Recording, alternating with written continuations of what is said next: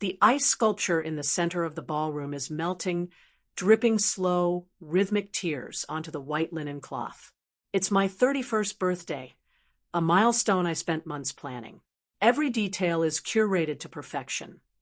The gold leaf invitations, the vintage champagne, the jazz quartet playing softly in the corner. I stand by the window, clutching a glass of sparkling water, watching my reflection. I look like a woman who has everything under control. My silk dress fits like a second skin, and my hair is pinned back in a way that suggests effortless elegance.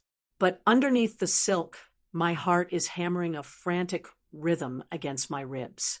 I feel invisible in my own celebration. My parents are across the room, huddled with my younger sister, Elena. They aren't looking at me. They are looking at her. They always look at her. Elena is the fragile one, the one who needs constant shielding, the one whose every whim is treated like a divine command. I am the strong one, the one who pays the bills, organizes the holidays, and never makes a scene. Tonight was supposed to be the one night where the spotlight shifted. I wanted to feel seen. I wanted to feel like I mattered more than just the logistical glue holding this fractured family together. The front doors swing open, and a hush falls over the room. I turn, expecting late arrivals or perhaps the catering manager. Instead, my breath hitches. Walking down the grand staircase is Julian. My Julian. Or he was mine until 6 months ago when he walked out of our 5-year relationship with a vague excuse about finding himself. He looks devastatingly handsome in a charcoal suit. His jawline is sharp, as I remember. But he isn't alone. He is holding a hand. And as the couple steps into the light, the room goes dead silent. It's Elena. She is wearing a white lace gown that looks suspiciously like a wedding dress. Her hand is tucked firmly into Julian's arm, her fingers sparkling with a diamond that looks far too familiar. My mother gasps, but it's not a gasp of horror. It's a gasp of delight. My father steps forward, a wide grin spreading across his face. I stand frozen, the glass in my hand shaking so violently the water spills over the rim. Surprise. Elena chirps, her voice slicing through the heavy silence. She looks at me, and for a fleeting second, I see it. It's not love or excitement. It's a predatory glint of victory. She pulls Julian closer, leaning her head on his shoulder. We didn't want to steal your thunder, Maya, but we couldn't wait another second. We got married this morning at the courthouse. The room spins. My birthday party, the event I poured my soul into, has just been hijacked.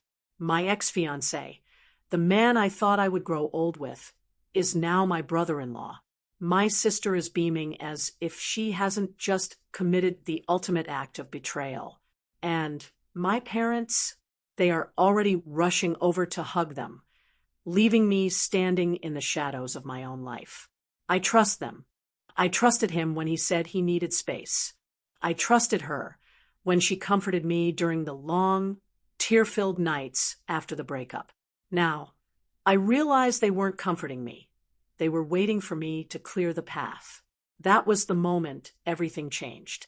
I watched my mother drape her pearls over Elena's shoulders.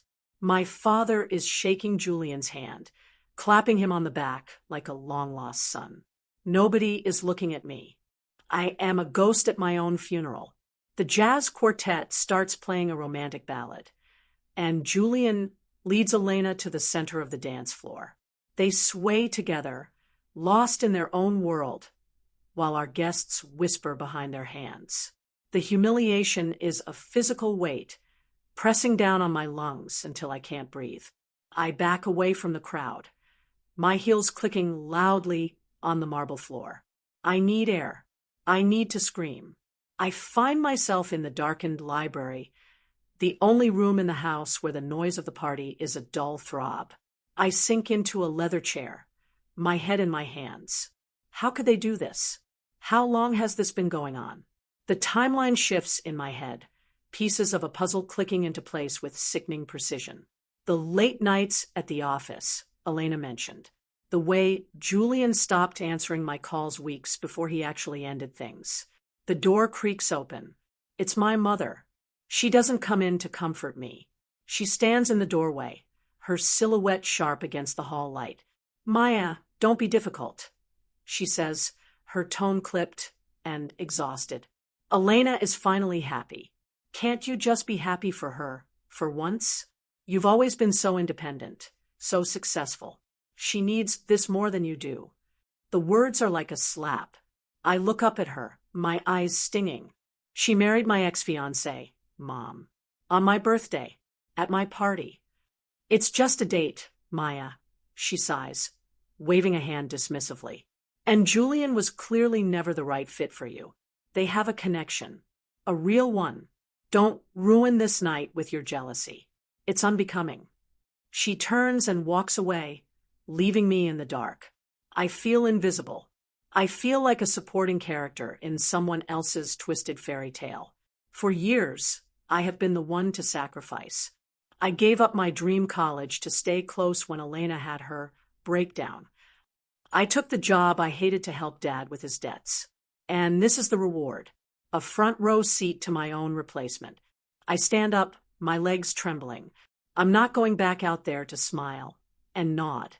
I'm not going to play the role of the strong sister anymore. I walk toward the back staircase, the one leading to the guest rooms where Elena has been staying for the past month. If they want a celebration, I'll give them something to remember. I just need to know the truth. I need to know how deep the knife really went. I enter Elena's room. It's a mess of silk scarves and expensive makeup, mostly bought with the allowance I give her. On her nightstand, her laptop is open, the screen glowing. I shouldn't look. I should walk away and maintain my dignity. But dignity hasn't protected me. I touch the trackpad. The screen flickers to life. There is a folder on the desktop titled Project Forever. I click it, my heart hammering. It's full of videos, files dated back a year, a full 6 months before Julian and I broke up. I click the most recent one. My breath hitches. It's a recording from a hidden camera, likely Elena's own laptop, set up in a hotel room. I see them, Julian and Elena. They aren't just talking. They are laughing about me. They are planning this. Every word is a poison dart aimed at my soul. The weight of the betrayal is so heavy, I have to lean against the desk to keep from falling. I didn't just lose a boyfriend. I lost a sister. I lost a family that apparently never existed in the way I thought it did. They thought I wouldn't fight back. They thought I would just take the hit and keep moving because that's what Maya does. They were wrong. I stare at the video, the blue light reflecting in my eyes. The audio is crystal clear. Julian's voice, the voice that used to whisper, "I love you," in my ear, is saying something so cruel it makes my blood run cold. I feel estranged. Icy calm wash over me. The pain is still there, but it's being crystallized into something sharper, something useful. I grab a USB drive from the desk drawer and start the transfer. The progress bar crawls across the screen. 10%, 30%, 50%. Every percentage point is a nail in the coffin of the life I used to know. I hear footsteps in the hallway and duck behind the heavy velvet curtains. The door opens. It's them, Elena and Julian. They aren't even pretending to be at the party anymore. Did you see her face? Elena giggles, the sound sharp and grating. She looked like she'd seen a ghost. "It was a bit much, Elle," Julian says, though his voice lacks any real conviction. "The white dress, at her birthday." "Oh, please. She's fine. Maya is like a cockroach. She survives everything. Besides, now that we're married, she can't exactly cut me off financially without looking like a monster to the rest of the family. Mom and Dad will make sure she keeps the checks coming." I squeeze my eyes shut, my nails digging into my palms. I'm not a sister to her. I'm an ATM. I'm a safety net. Julian murmurs something I can't hear, and then I hear the sound of them kissing. It's a wet, sickening sound that makes me want to retch. The laptop dings. The transfer is complete. They don't notice. They are too busy celebrating their victory. I wait until they leave the room, heading back down to the party to receive more accolades for their betrayal. I slip out from behind the curtain, grab the USB drive, and tuck it into my bodice. I walk back down the stairs, but I don't go to the ballroom. I go to the AV booth behind the stage. The technician, a young kid I hired for the night, looks up as I enter. "Hey, Miss Maya. Everything okay? You look pale." "I'm fine, Leo," I say, my voice steady. "Change of plans for the birthday montage. I want to play this instead. Start it in exactly 10 minutes, right after my father gives his toast. Make sure the volume is up. I want everyone to hear every single word." Leo looks at the drive, then at me. He sees something in my eyes that makes him nod without asking questions. "You got it." I walk back into the ballroom. The air feels different now. The flowers smell like rot. The laughter sounds like glass breaking. I see my parents standing on the stage, my father tapping the microphone. He looks so proud.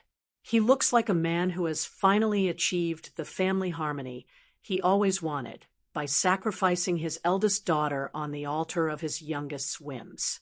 "Attention, everyone," my father bellows. "If I could have your attention for a moment." The crowd settles. Julian and Elena stand at the foot of the stage, glowing. They look like the perfect couple. The it couple. I stand at the very back of the room, near the light switch. Tonight was supposed to be about Maya's 31st birthday, Dad says, and there's a smattering of polite applause. And we are so proud of her success. But life has a way of bringing unexpected blessings. Today, our family grew. Today, my beautiful daughter, Elena, married a man we have long considered a son. To love, to family, and to new beginnings. "To new beginnings," the crowd echoes. I reach for the light switch. I flip it. The room plunges into darkness, save for the massive projector screen behind the stage. "Wait, what's happening?" Elena's voice rises, sharp with panic. The screen flickers to life. It's not the montage of my childhood photos. It's the hotel room. The audio booms through the professional-grade speakers, vibrating in the floorboards. "I can't believe she actually believes you're finding yourself in Chicago." Elena's voice fills the room, louder than my father's toast. On screen, she is lounging on a bed, sipping wine. Julian's face appears. She's easy to fool, Elle. She wants to believe the best of people. That's her weakness. The room is so quiet you could hear a pin drop. I see my mother's face in the glow of the screen. She looks horrified. My father is frozen, the champagne glass halfway to his mouth. "Once we get married," the on-screen Elena says, leaning into the camera, "we'll have access to the trust fund her grandmother left her. She'll have to share it with family. We won't have to work a day in our lives. I'll finally have everything she has. Only better." The video cuts to another clip. This one is from 4 months ago. Julian is talking about how stifled he feels by my ambition, while Elena strokes his arm, telling him how much more fun she is. They are mocking my work ethic. They are mocking my grief. They are planning the wedding date to coincide with my birthday, specifically to take her down a peg. As Elena puts it, "Turn it off." Julian screams, stepping toward the stage. "Leo, turn it off now." But the booth is locked. I made sure of it. The video plays on. It shows the calculated, cold-blooded nature of their romance. It shows them laughing about how they'll convince my parents to take their side. "Mom always picks me," Elena says with a smirk that is currently being projected 30 feet wide. "Maya is just the workhorse. I'm the prize." The lights flash back on. The silence that follows is deafening. Elena is trembling, her white lace dress looking like a shroud. Julian looks like a cornered animal, his eyes darting toward the exit. But the guests are blocking him. Their friends, our family, the business associates. Everyone has seen the truth. I walk slowly down the center aisle. People part for me like the Red Sea. I stop a few feet away from the happy couple. Maya, it's not what it looks like. Elena stammers, her face blotchy and red. That was we were joking. It was a joke. A joke. I say, my voice calm and low. It carries further than a scream ever could. You married him as a joke. You planned to steal my inheritance as a joke. You spent a year lying to my face while I paid your rent as a joke. I turn to my parents. They are looking at Elena with a mixture of shock and dawning realization. For the first time in my life, they aren't rushing to her side. They are looking at the monster they helped create. You told me not to be difficult, Mom. I say. You told me she needed this more than I did. Well, she has him now. She has everything she wanted. I pull a legal envelope from my clutch. I had it prepared weeks ago, just in case my suspicions were true. I didn't want to believe them, but I've always been the strong one, the prepared one. These are the papers for the townhouse you're living in, Elena, I say, dropping the envelope at her feet. It's in my name. You have 24 hours to vacate.